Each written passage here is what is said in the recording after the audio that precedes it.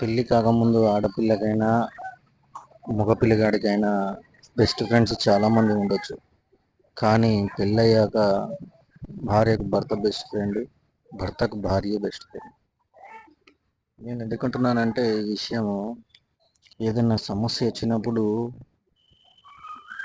మొదట భర్తకు తెలియాల్సిన విషయాన్ని బయట ఫ్రెండ్స్తో షేర్ చేసుకుంటారు ఆడవాళ్ళు. అలా షేర్ చేసుకోకుండా మీరు మీ భర్తతో ఆ విషయాన్ని డిస్కస్ చేస్తే మీ ప్రాబ్లమ్ని సాల్వ్ చేయడానికి తను చాలా వరకు ప్రయత్నం చేస్తాడు. అలాగే భర్త కూడా భార్యని ఎప్పుడు కూడా భార్యలా చూడకుండా బెస్ట్ ఫ్రెండ్లా చూస్తే తన ఏ సమస్య అయినా సరే భార్యకు చెప్పుకోవడానికి ఫ్రీడమ్ ఉంటుంది. అలా భార్యకి చెప్పుకోవడం వల్ల మనకు కూడా కొన్ని సమస్యలు తీరుతాయి. బయట వాళ్ళకి చెప్పుకోవడం వల్ల 70% తీరితే మనలో మనకు చెప్పుకోవడం వల్ల 100% తీరుతాయి.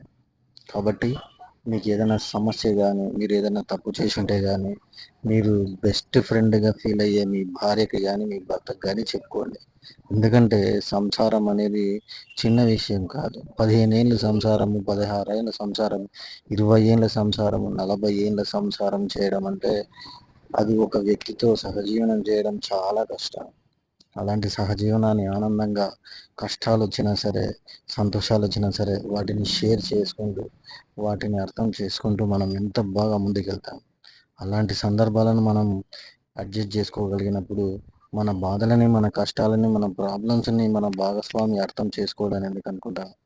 కాబట్టి ఆ విషయాన్ని మర్చిపోయి మీ భార్యని కానీ మీ భర్తని కానీ ఒక ఫ్రెండ్లా ట్రీట్ చేసి మీ సమస్యలని మొట్టమొదట మీ తల్లిదండ్రులకు కానీ మీ ఫ్రెండ్స్కి కానీ షేర్ చేసుకోకుండా మీ భర్తతోనే మీ భార్యతోనే షేర్ చేసుకోండి.